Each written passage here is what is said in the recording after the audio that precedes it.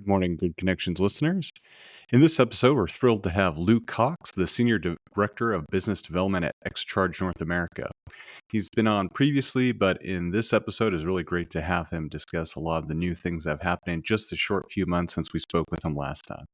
Lew brings a wealth of knowledge and experience in the electric vehicle industry, and today we'll dive deep into the transformative world of microgrids, the latest advancements in EV chargers, and the current state of the EV market. Whether you're an industry insider or just curious about the future of electric mobility, this episode is packed with insights you won't want to miss. Enjoy.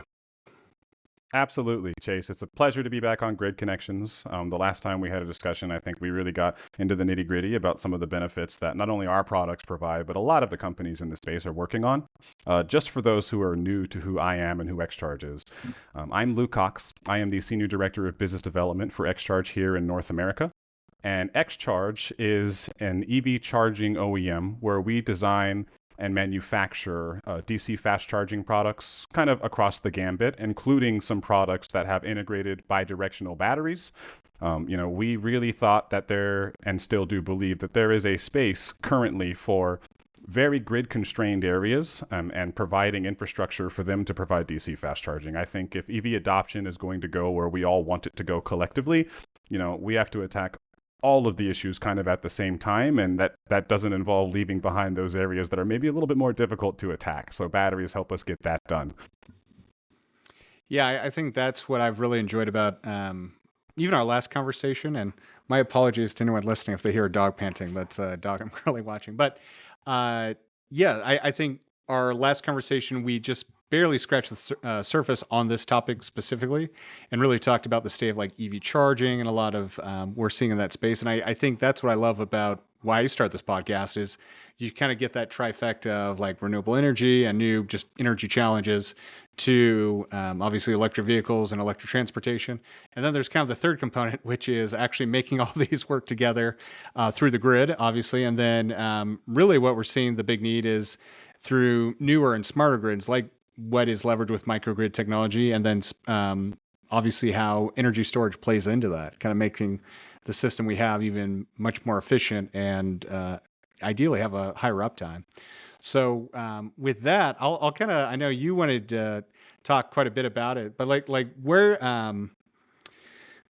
let's take a step back just in case. I feel like the last couple episodes have been pretty electric vehicle heavy. Sure. So for those who may not be as familiar with microgrids, what's a good way for people to think about how that is different from the current American grid here in North America? Yeah, I mean, in its simplest terms, right? When we talk about a microgrid, what that is a localized community of not only generation, but storage and distribution that doesn't, rely solely on connection to a larger generation source further away from where you're using the energy. The concept behind why a microgrid makes sense is that you can take a small community or a series of buildings or even a specific property almost entirely to self-sufficiency through the use of distributed energy resources. And when we say that, we talk about things like battery support. We talk about generation on site, like solar installations, and a combination of those things will allow you to remove what otherwise would be a load on the grid, in what could be a grid constrained area, and localize their usage and their generation and distribution to one specific subset of properties or types of infrastructure, which typically makes it more scalable for what you want to do in the future without having to rely on the utility company so heavily. I think one, that was an awesome summary of microgrids. But two, I think one of the things you mentioned there is a really great point that I think a lot of people, it seems like some people, when you start talking about microgrids, might just know enough to be dangerous.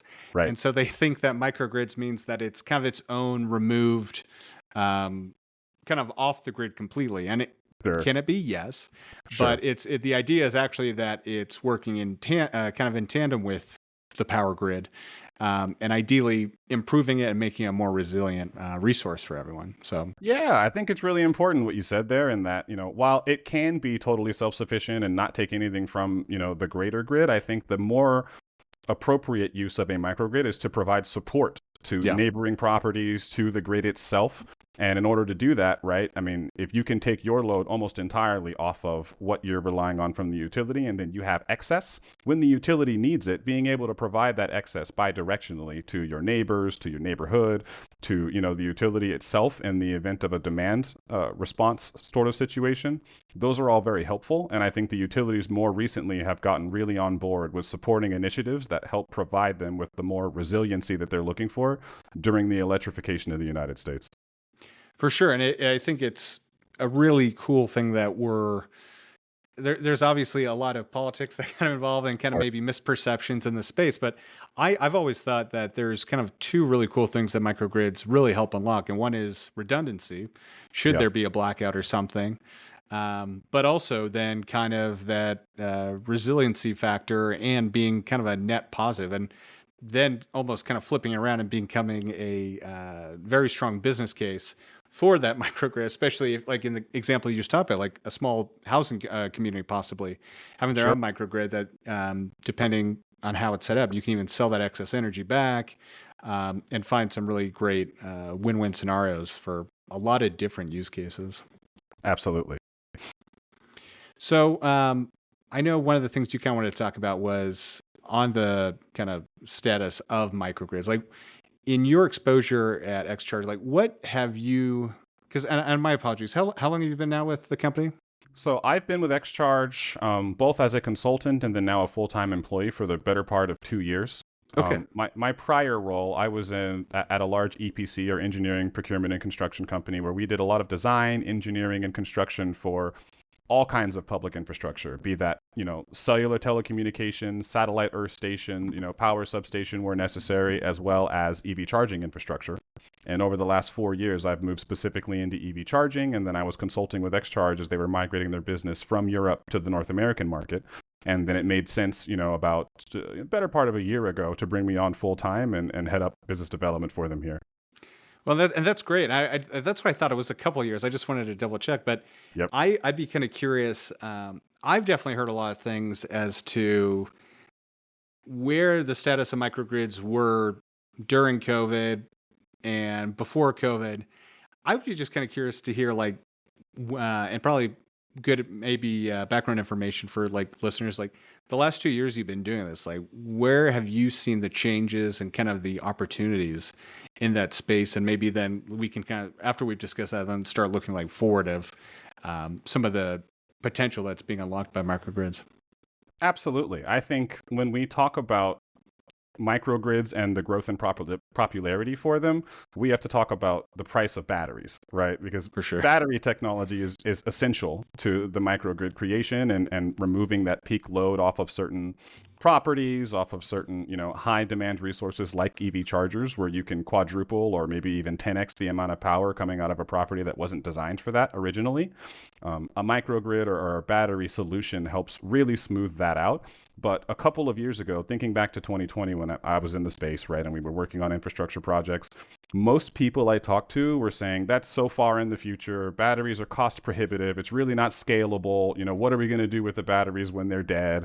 And then very rapidly over the last 4 years, we've gotten much smarter about, the cell costs. And I'm sure you've seen the charts online where it's like exponentially less expensive, to I mean, get it was crazy because it was starting to go down, then went exponentially more expensive because of COVID and supply things. Right. Now we're for multiple reasons, but a big part is supply.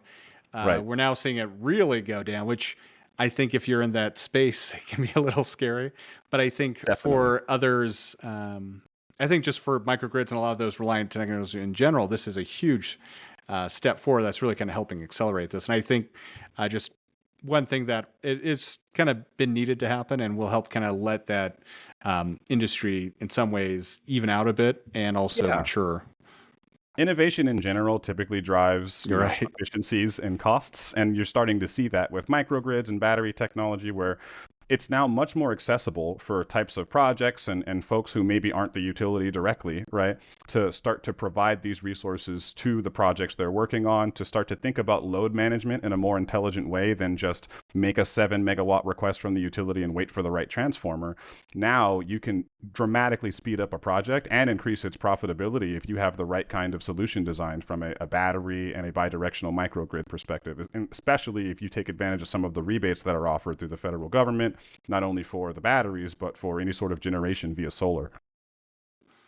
Yeah, and I think we've talked about EVs, and it just kind of shook free of my mind by you saying like the experiences of microgrids and what people were thinking just a couple of years ago about like, oh, these are so far out. And well, one of that technologies, I don't think it's matured as quickly as microgrids have, is kind of like vehicle to grid or Sure. vehicle to X technologies. And we're starting to see some of that develop and good and some of it shake out that it still might be a little ways away. But I'm curious if there's been any, I know we've talked about vehicle to grid potential a lot on this podcast. I'm just curious if that's something you've been having more conversations about lately in your own discussions. We certainly have. I think where the most use from a V to X or a vehicle to grid use case comes into play is when you talk about fleet vehicles that are parked, for long periods of time after they complete their routes. These could be last mile delivery vehicles. These could be a series of school buses. There are several companies in the space that focus on that bidirectional AC level 2 charging, where you can tap into these vehicles substantially larger battery than commercial or than passenger vehicles, right?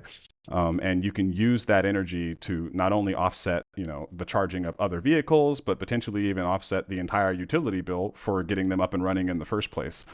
If you can get battery connected resources, interacting in a way with the utility that helps them out in a demand event, it can be a very profitable adventure. And I think if we're talking about electrifying every vehicle in the country, at some point, it's probably a necessary venture, right? To be able to use those batteries as resources more than as strains on our grid.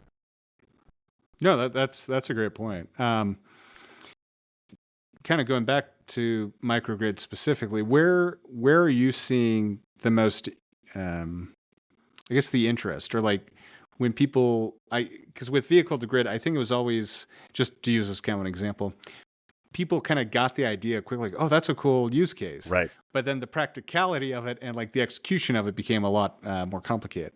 Whereas I think in some ways, microgrids are almost the opposite. It's like, why would it make it more centralized? Why is that a good thing? Sure. But then when you start like actually looking about the technology and what we need to do, a lot of it's already there. Whereas vehicle to grid, it's kind of, you need the right charger, you need the right vehicle, you need the right software, all this stuff. Whereas the others, it's still new, but a lot of it's already there, kind of, and something you can kind of take off the shelf a lot easier.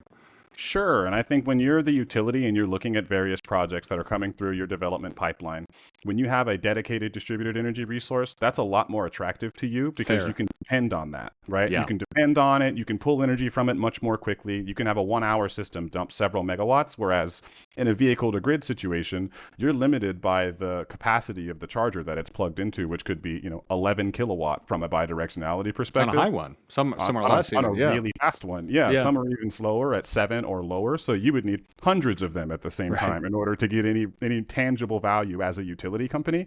So what we have seen, at least in our space recently, is projects that have these dedicated distributed energy resources or batteries or microgrids, et cetera.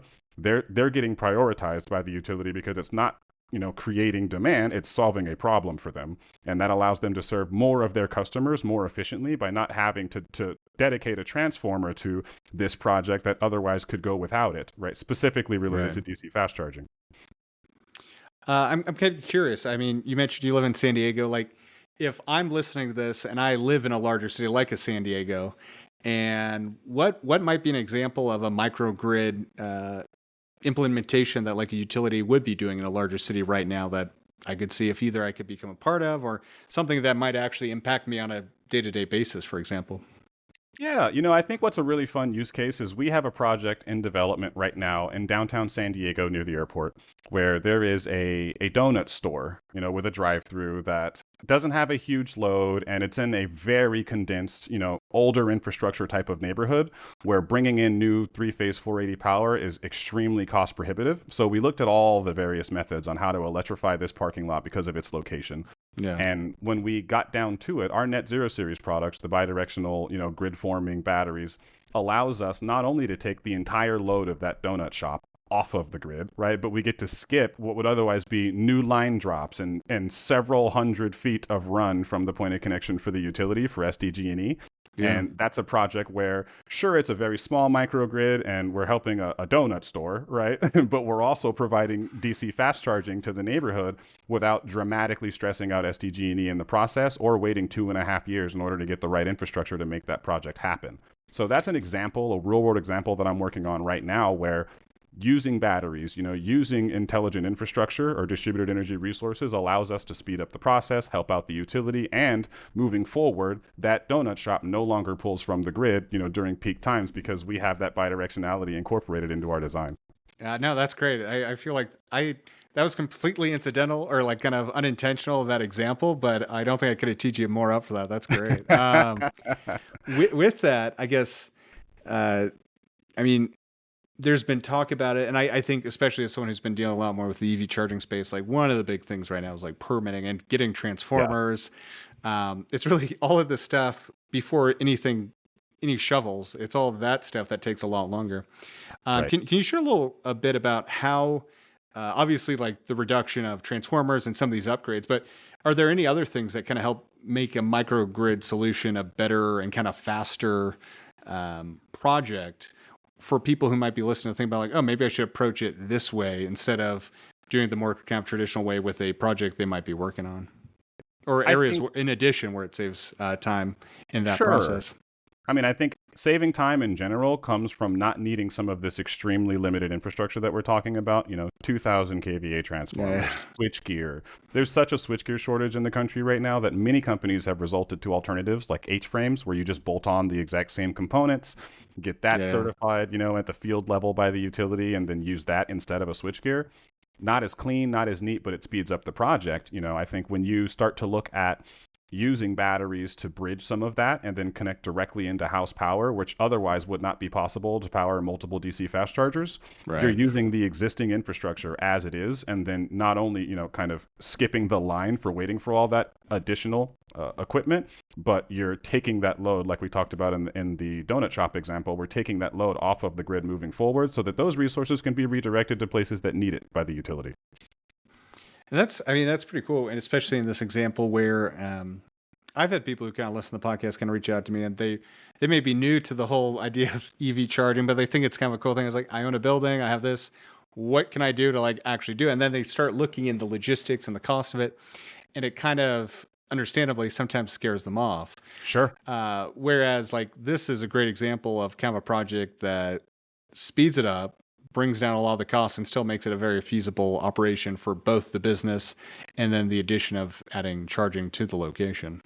Yeah, what I think is also really important to focus on, and what we focus on at XCharge, not only internally with our deployments, but with our partners, is that EV charging needs to be a profitable adventure, without tons of subsidies, without waiting a decade to get an ROI.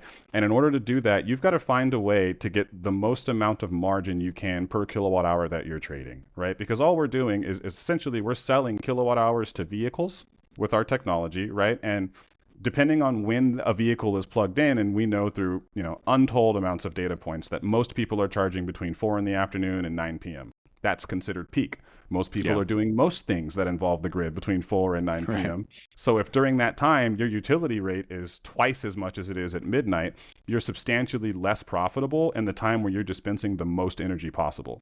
So if you use batteries and you can schedule when you want to fill those batteries, like during super off peak, midnight to 4 a.m., and then during those peak times when you start to get hit, you're selling energy that you paid substantially less for, sometimes half for, right? And you're still able to service the customer. You're more profitable in the distribution of this energy, and then it gets you much more quickly to ROI, which actually starts to make EV charging investable. Some of the most sophisticated investors in the space right now look at EV charging at scale and say, it's a little too risky, there's utilization risk, and it's too expensive from the utility. When you introduce alternative distributed resources like batteries, you can start to solve some of those objections, at its core. And it just takes time in order for you to get the adoption that you need to make this a very profitable adventure and make it investable. Yeah, and I think there's definitely a couple different parts of this. We're talking about the batteries in this case, but also then there's the actual charging infrastructure. And I Right. think there's some really cool products that your team has been actually delivering.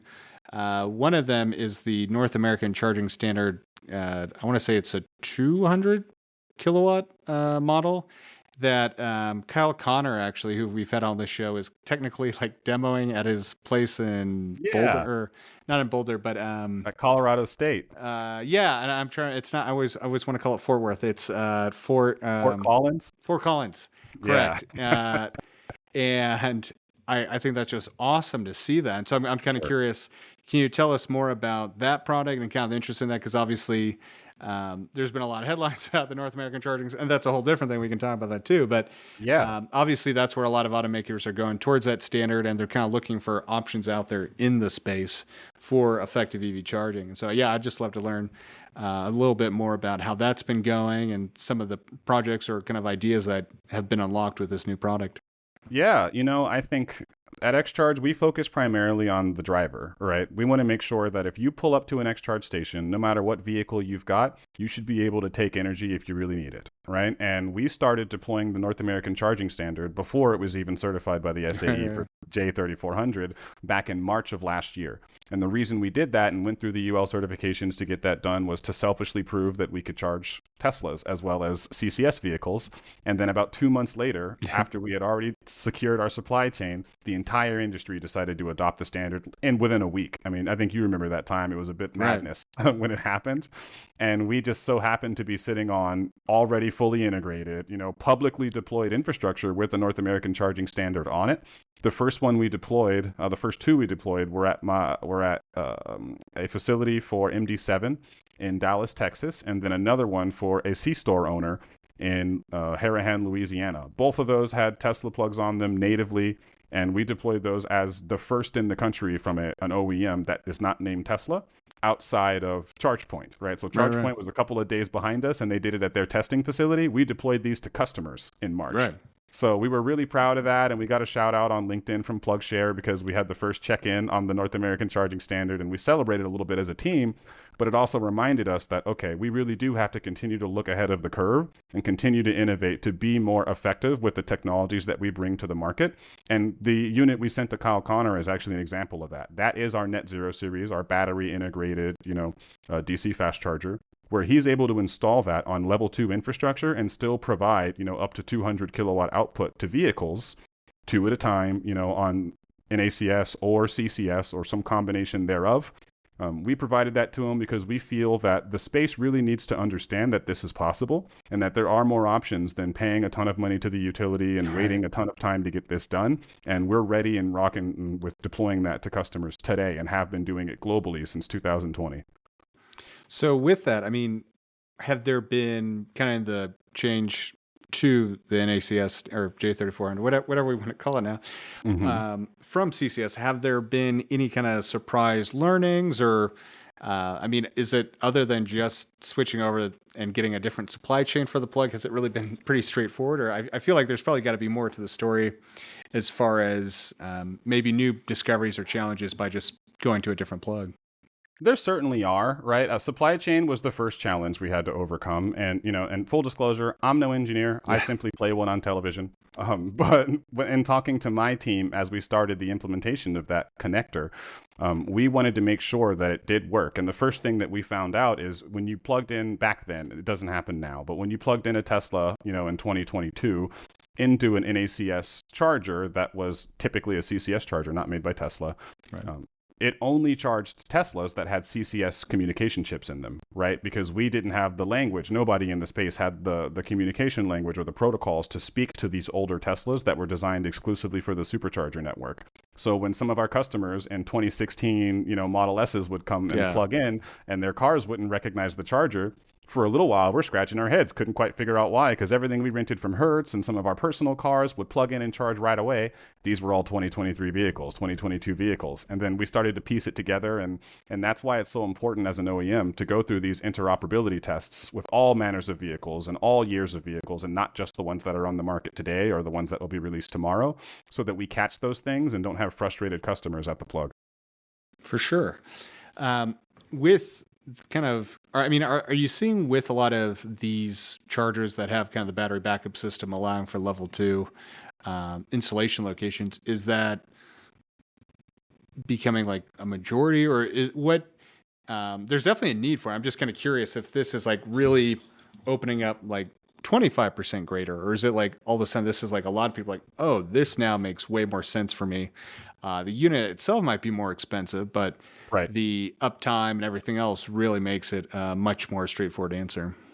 It definitely depends on the use case, right? Yeah. I think if you are a charge point operator, a public charge point operator, trying to bring this infrastructure to somewhere where you otherwise just can't do it, battery integrated solutions are the right call. If you are someone who has an excellent location that has tons of power available from the utility, we make other products that I think would probably be a better fit if you plan to turn over 25 or 30 cars a day through 2 units. It's tough for a battery to keep up unless Sure. that battery is several megawatts large. Yeah. So we do make products like our C7 that is a direct 480 connection. It's a 400 kilowatt liquid cooled, simultaneous charging unit with dynamic load balancing, all the fun words that you want to use in EV charging.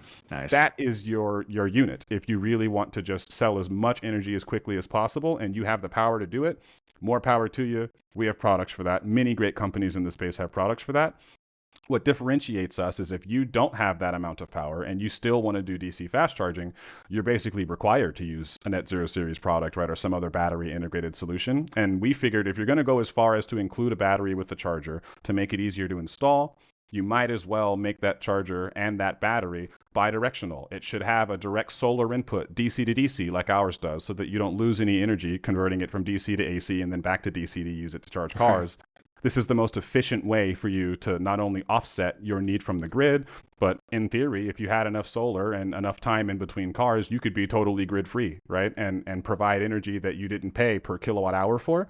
And instead, you were able to generate that on site and distribute it to cars. That's the best case scenario from a microgrid perspective. For sure. I mean, yeah, that's like about as ideal of a situation as it dream. gets for that use case. Yeah. With like obviously the Inflation Reduction Act, I always keep calling it the IRA, so I have to remember sometimes what it. How have you seen that kind of impact? Obviously, before that, there were subsidies for chargers, there were subsidies for solar and stuff, but it seems like part of the goal was hopefully to also make it so these could be packaged things together to kind of get a lot more of these products not only just implemented, but implemented as a package thing instead of maybe having to do multiple phases of the installation. Are you seeing that as kind of an outcome of this, or are you also maybe just, is it just word of mouth? This is just something more people are hearing about, so they're kind of coming to you naturally. Sure. I believe the IRA has had a great impact on battery integrated technologies. And the reason for that is typically with NEVI funding or BABA compliance, you're looking at some portion of just the chargers that will be reimbursed. Or in some cases, if you win a NEVI project, it could be the whole project, but you have some large number that you must contribute to that. When you add a battery, the IRA allows for you to take a tax credit of 30% of the entire project. And if you're using battery integrated project or solutions, that number can be pretty large. It could be $1 million in hardware. That $300,000 kind of off the top, you get to throw to the bottom line as a tax credit, which is tradable, or a rebate of some sort if you're a tax-free entity. And that dramatically brings down the CapEx of a project. So you have the batteries, you brought down the CapEx, and now you can use the batteries to peak shave, right, and pay less for your energy, or you install solar and can maybe even circumvent it entirely in certain use cases. Now you're going to be much more profitable over time as you sell energy to cars that you either don't have to pay for or you can subsidize dramatically by taking during super off peak. I think that's the most important impact that we've seen is just CapEx to the project itself. For sure. Because like I talked about, most investors are pretty wary of the EV charging space because of how crowded it is at the moment and how long it takes to ROI. When you start to add batteries and then you add a large tax credit to that, you get way more competitive much more quickly for the long term. Now, do you know if it is just batteries, or is it if the project has batteries or solar, technically it can count for the 30%? So I think you just need batteries to get to the 30%, right? Oh, gotcha. And again, I am no expert in the tax code, but you just need batteries to get to the 30%. And if you do have solar, there are additional drivers to help get you to like the 40% range. If you have generation and storage on site, we've seen as much as 40% of a project get funded. And that's Yeah, not no, something you need to try and win, right? You can just send in your details to the IRA and say this right. qualifies, and you earn that money. That is kind of the crazy part. And I've always been. I realize there's additional costs with it, but like I've always been such a big proponent of parking lot solar, Sure. especially when it's. I get it, like if the parking lot's already there, but like there's so many of these projects where they're building a whole new facility and then parking in. If it's going to be all new anyway, it adds a bit of cost, but the delta is so much less if you just plan it all at once. Agreed. And then you can start unlocking so many cool, obviously longer term values with the solar, but especially with then if even if you want to just do that first and then come back for Right. like phase two with the charging and other things, it just seems. I'm kind of curious. Has it mostly been price, or have there been any other kind of maybe technical challenges you've seen with the solar implementations lately with EV charging? I think it's mostly price has been Yeah, the challenge, right? That's the toughest thing for people who invest in EV charging to overcome because it requires a little bit of faith, right? This for is an sure. asset class that has yet to kind of shake itself out as reliable. And we're starting to see the reports from EVgo, Electrify America, even Blink. These companies are up nearly 100% year over year in revenues. And that number doesn't go down next year, right? So now that they've started to see the adoption rate get where we need it to be to see that growth continue, it's more about how do we optimize every site that we've got and adding solar, adding batteries, adding technologies that work on 208. Like we make a charger that's a Yeah. direct 208 connection so that you don't need to bring in 480 new power in some properties. These are things that help just incrementally increase the profitability of a site. And I firmly believe that once EV charging gets to the point where it is investable by all the largest entities that do this type of infrastructure investing, you will see so much of it that it will provide that consumer confidence that we need to get to the next tier of EV adoption.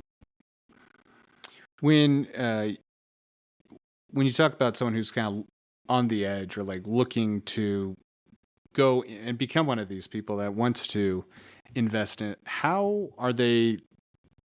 I- What is, in your experience, like, how do they come to you? Is it like, I'm curious about this, or I'm looking to do X thing, and since I'm building a building, I'm going to throw in EV charging, or I heard about these tax credits in the IRA. Can you help me there? I'm just kind of generally curious about, in your experience, if there is kind of like a ideal customer that comes to you fairly regularly with just like, yeah, I'm looking to do X, and can you help me get to this end product?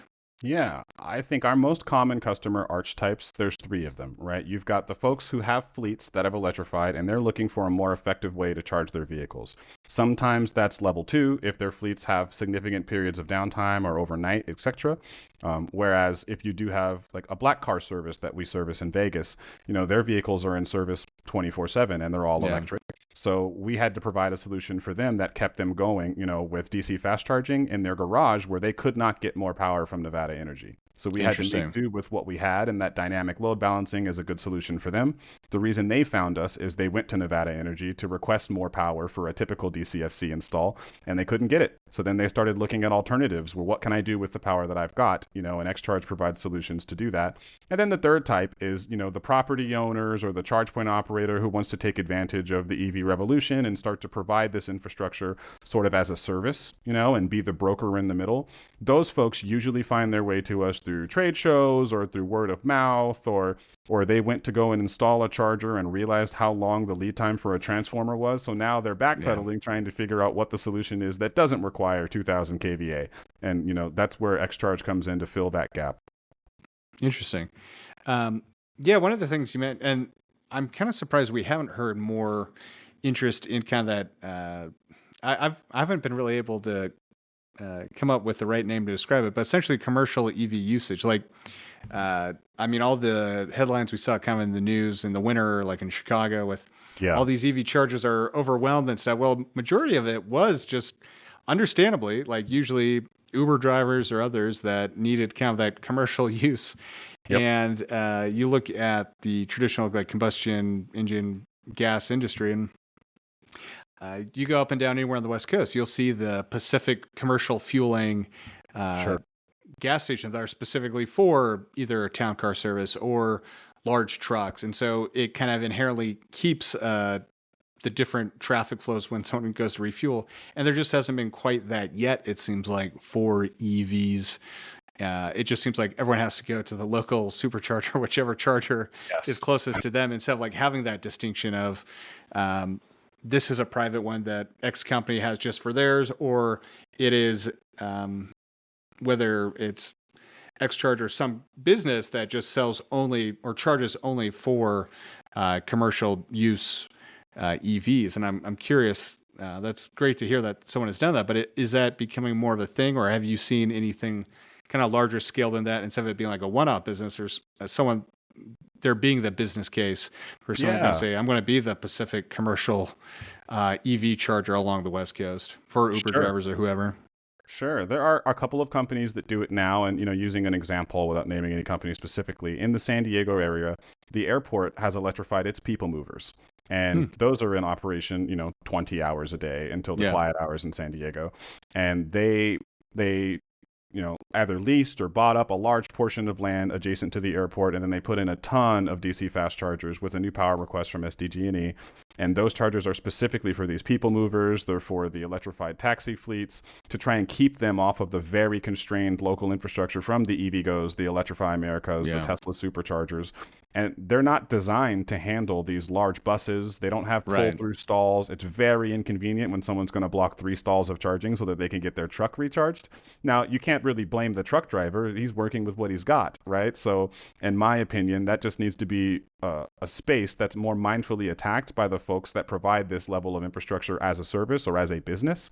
Those who provide charge point operation as a professional business, they know that there is a specific customer type that they're after. And if you're after just public charging, you pick the right parking lots for that. You pick the commercial lots that have the Vons, the Starbucks, those sorts of convenience features and amenities in them. And if you're charging fleet vehicles, you're talking to your end customer first and saying, where would we solve a need for you? And in this case of the San Diego airport, it has to be within a half mile of where these things are typically en route. And they did find that piece of property, and then they fenced it off and added RFID cards for gates so that only they could access it. And that solves both problems. You're not congesting the public infrastructure, and the people who need it on a commercial side are able to get to that quickly without running into challenges in stall design and how to turn their vehicles around. I've seen lots of medium class vehicles charging at Electrify Americas because it's all they had, and they take up half of all the stalls, and it's really inconvenient, and they have 200 kilowatt hour batteries that take forever to recharge to begin with. So it's good to see that the industry start to differentiate itself in those various use cases and not just say all chargers are good chargers in the right place. For sure. And I figure that is happening. I just hadn't heard too much. And there are obviously, usually it's kind of like city or county level that might have like a bunch of electric buses. They'll have their own depot or something. But then you kind of start getting into that medium use case where you're getting the negative headlines that we saw with like a lot of Uber drivers, and just trying to find out what that right balance is. So that's great to hear that it's probably not going to happen overnight, but it is being solved. Which it is, and I think it's important because there are certain types of public services. Let's take police departments, for example.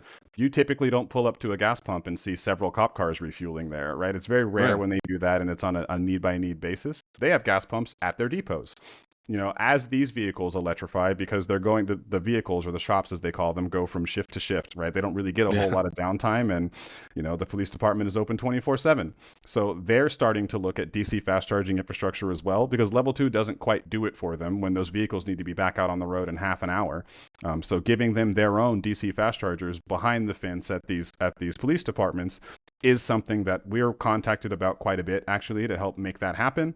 And, that's going to provide the confidence not only to the department, right, but to the officers themselves, right, and having the ability to use these vehicles for all the various use cases that they need every day to keep our communities safe. Yeah, I'm kind of curious with that kind of use case where it's a pretty frequent DC fast charge. Is there, and this is obviously probably kind of model specific, but I'm just kind of curious, is there like a speed you've been, or like a charger you recommend, maybe not all the way at the 200 kilowatts, or maybe just site specific, like maybe 50 or 100 is good enough for these? Or I think it depends on I mean, most departments have very good data about how long their vehicles will sit in soak time, we call it. Gotcha. So it typically requires almost a consultation from a charging company to look at your fleet. How many are you electrifying right now? Okay, well, here's the plan. Because if you want to go with 16 stalls of DC fast charging at a police department now, no way you've got the infrastructure for that. So you would start with 2 to 4 stalls, and then you would say, as you start to get to 20%, 40%, 70% of their fleet is electric, this is how we would expand upon that, and use some dynamic load balancing. Maybe all the chargers are capable of 200, 300 kilowatt, but when they're all plugged in, you can ramp that down substantially to 50 to 100 kW each. And that way, you're not putting such a strain on the resources that you've got in order to make this happen in the first place. Yeah, I mean, that's definitely been an interesting topic, is for so long people said, oh, DC fast charging ruins the battery over the life of the battery. And it's like, the more data we've seen of it, it surprisingly is pretty minimal, if any, depending on it's like, since most are now thermally managed systems in EVs, that's really gotten rid of it. So you can see these I think probably the most common is just because of the volume of this Teslas that were used as like Ubers and stuff that were pretty much exclusively DC fast charged.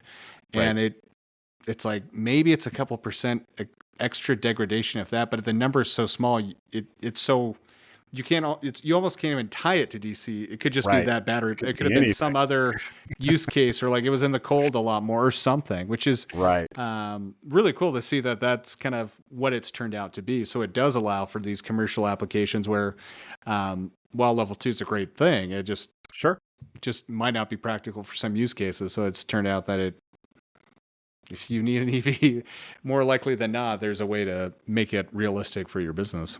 Yeah, I think in the industry, those of us have been in a while and know quite a bit about the battery technology in the vehicles. We are willing to say, I'll go out on a limb here to say that DC fast charging is not inherently harmful to your battery, at least not to a measurable degree that over the life of ownership of that vehicle, you will notice in your day-to-day. I think there's several studies on some of these 2014 through 2016 Tesla Model S's that were primarily DC fast charged, and you're seeing degradation of sub 10% over the course of a decade.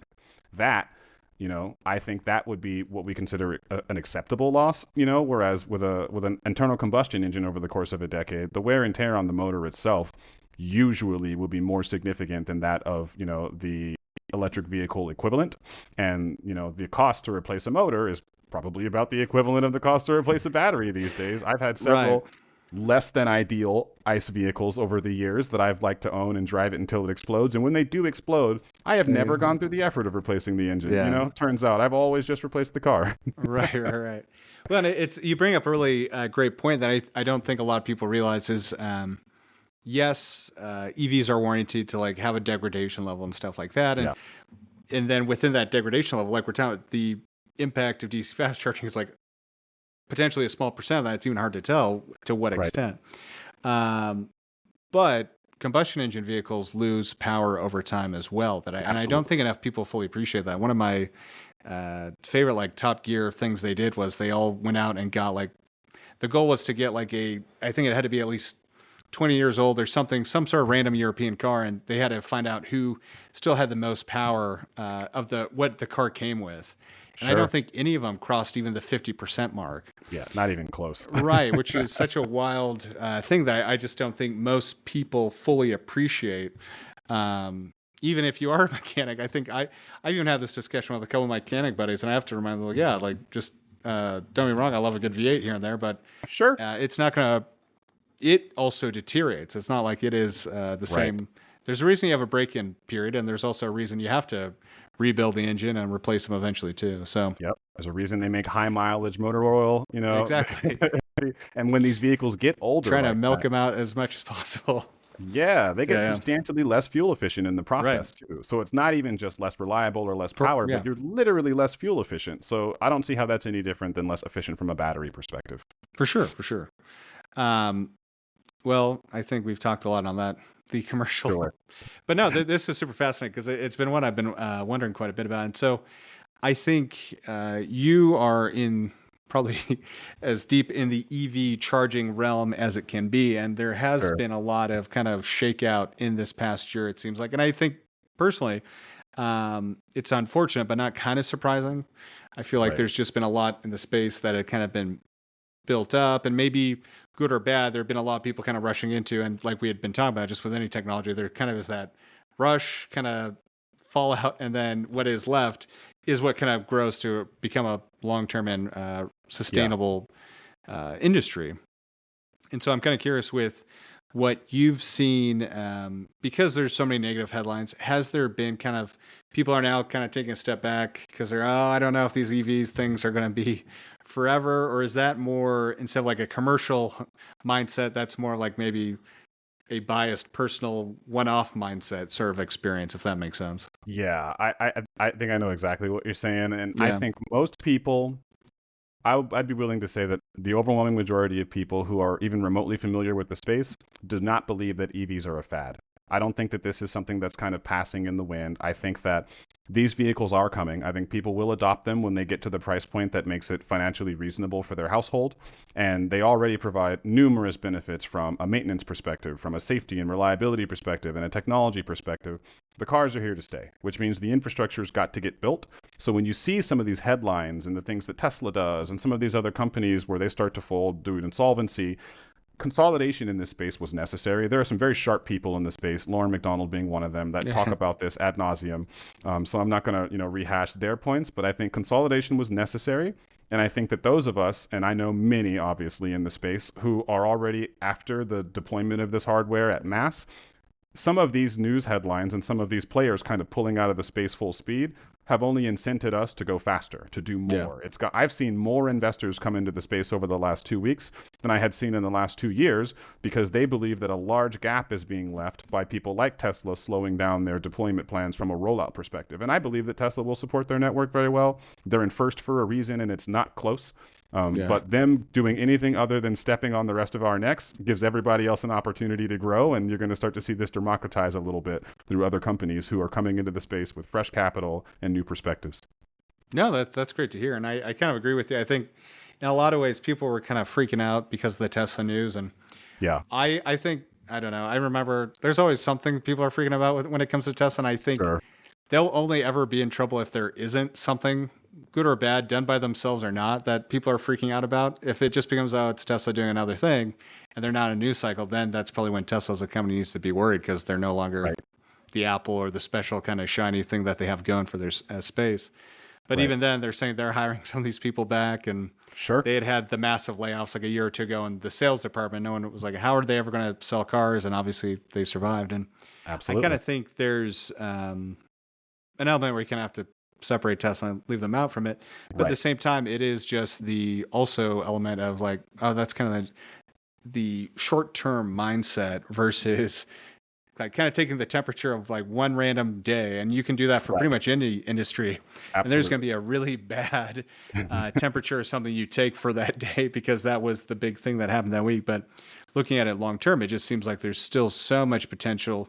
And I do agree with it. I think maybe it slowed down some of the EV adoption by car buyers, but it's so fascinating to me at the same time, because so many of the people who are saying it slowed down 36 months ago would have said, EVs are never going to get to 10%. And then like 12 to 18 months ago, they're like, I think it's going to get to like almost 50% within like a year.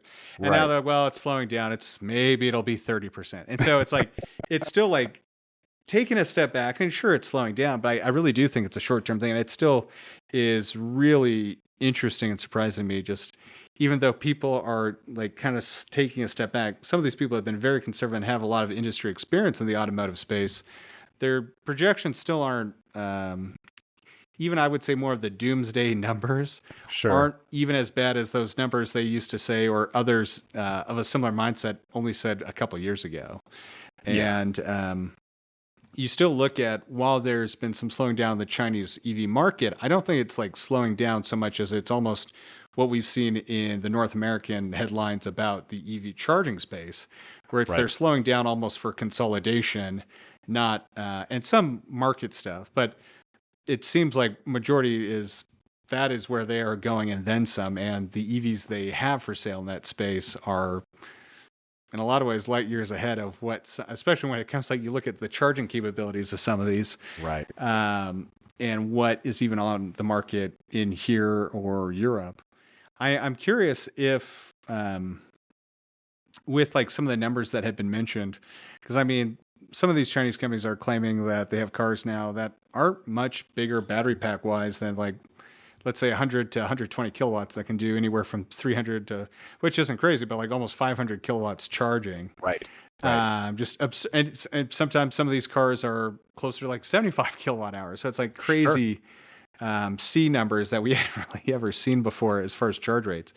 I'm curious if there's been any, does that ever come up in conversations when building a site for like future proofing, or how to look at maybe 200 kilowatts is fast now, but a couple of years Right. ago, 150 kilowatts would have been mind blowing. And now it's kind of like Absolutely. at best table stakes. I think you're absolutely right. A lot of the discussion that we have now with customers is how do I get infrastructure in now that can be upgraded later, right? And when you talk about the difference in infrastructure, just for context, right, for a lot of the listeners that may not be in the space every single day, the difference between what's required for a 150 kilowatt charger, which is considered average these days, and a 400 kilowatt charger is more than double, right, of the amount of grid connection. A 400 kilowatt charger is, with the headroom for NEC, you're looking at 600 amps of power for a single unit. So if you want 10 of those units on site for any reason, that's 6 megawatts worth of power and then some. The infrastructure to do that is unbelievably cost prohibitive. So while you do want to future-proof where possible, the way you do that is by larger conduit in the ground so that you can pull more wire when you do get to that stage of upgrade 2, 3, 4, 5 years from now. But I think the vehicle market is a good way to kind of use that as a predictor for where you need to be in the nearby future. Most EV charging infrastructure is good for about 10 years of service life before it needs a refresh or a replacement. And when you look at a vehicle, using the Porsche Taycan as an example, these vehicles aren't charging at 500 kilowatt, 600 kilowatt right now, right? And when you buy one, I bet you want to keep it for 6 years. Price aside, I think that has become my new like dream car. Just obviously the Porsche brand, it's just unto itself and the driving side of it, but it's like the charging and road tripping capability of that thing is at least what we have for sale in North America, pretty much second to none right now. Absolutely. And I don't see that one becoming not relevant from a charge speed, over the next decade. I would be plenty happy to own one now, and I think I've never met anyone who looked at a Porsche and said, I really don't like the look of that vehicle. Never heard it in my entire life. I will say, and maybe this is just me, I thought that the what were those? The Panameras were pretty ugly. The Panamera, but they were so fast. They were so fast that you didn't ever get that good of a chance to look at it. So that solved its own problem. But it was polarized. I may be biased. That was the only thing that they ever made I was never a big fan of. But everyone I've talked to who's had the chance to really like drive one, enjoy one, and the interior just swears by them. Tell you what, though, you pull up in a Panamera to a restaurant, and somehow the valet always leaves you out front. It does. Yeah. And don't get me wrong, it's still a nice car. It's just personal taste. That was just one aesthetically I thought was a bit of a miss. Yeah. But I think the Taycan, which was almost like the second take of that style of car, 11 out of 10. Absolutely. But yeah, I guess that is kind of interesting. Like, do you see, while it's sometimes cost prohibitive on the site side, have you seen costs? And some of this obviously is still kind of like almost a supply chain from COVID hangover. Do you see there becoming scale and cost associated with larger charging locations on the utility side coming down at all? Or is that still kind of a ways out, you think? That's the dream, Chase. Okay. I don't think we're there right now. And I think that there are some programs for, Southern California utilities where you can, like Southern California Edison's Rule 21, where they will pay for all the behind the meter infrastructure. That's great. That's well and good. But when they pay for it, you're sitting in line waiting for them to bring it. And that could be 3 years. It has been 3 years on many projects that I'm aware of now.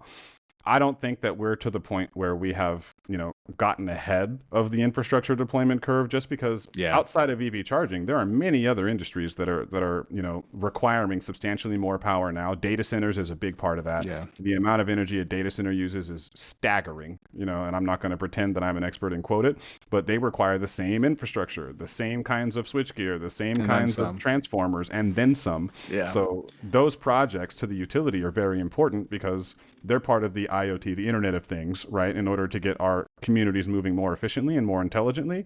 But they also are a much larger customer of the utility than the donut store and the DC fast chargers there, right? So the utility has got to be mindful of its constituents' funding and its resources as to what provides more revenue for the utility that will then provide them more opportunity to provide power to everybody. Right. No, that's kind of interesting. Living here in Central Oregon, I'm trying to think of how many we have. We have Google, Apple. Yep. Who else? Oh, Facebook. Sure. Surprised, like all of the big tech companies have opened up data centers about like 20 miles east of here, just due to the cheap power. And each of them pretty much have had the ability for them to work with Pacific Power and BPA and just have their own. And you're totally right. It's a fascinating dynamic where it's like they only have maybe a couple locations across the U.S. that need this power, but the scale of it is so significant that it buys up not only just so much of their own resources with the utilities, but also the custom lines and power lines and everything that has to be built to just go to these kind of random locations and the upgrades associated with it. That I get the business case and some of the other pros of doing that. But it's like the scale is a few very, very, very large sites versus with what you're kind of dealing with. It's like maybe best case, some medium-sized cases, but a lot of them. Right. And I know that's even just a thing that, especially with solar and people who are trying to do some of these smaller installations, like feeding into the grid, trying to fight for the bandwidth almost to get on there. So absolutely. Yeah. That could be unto itself its own podcast. That's a whole episode we would get into right there, especially complaining or trying to discover ways how it can be improved. Maybe let's put it that way to be more positive about it. But I realize we're also kind of coming up on the top of the hour here of our conversation, and I just want to say thank you so much, Lew, for coming back on. Hoping to have you again on soon. Absolutely. And it's wild to me how many things have happened in the last few months since we last spoke. So I'm sure we'll have you on soon again to talk about hopefully the all good new things that have changed. Exactly. Until next time. Well, the pleasure's been all mine, Chase. It's awesome to be on Grid Connections once again. I really enjoy the conversation and the breadth of your knowledge on all these various topics, and you let me nerd out a little bit with you for an hour. So I appreciate the time. I mean, X-Charge appreciates the time, and if you need anything from me, you know where to find me. Looking forward to the next one. Thanks, Lew. Have a good one. You too.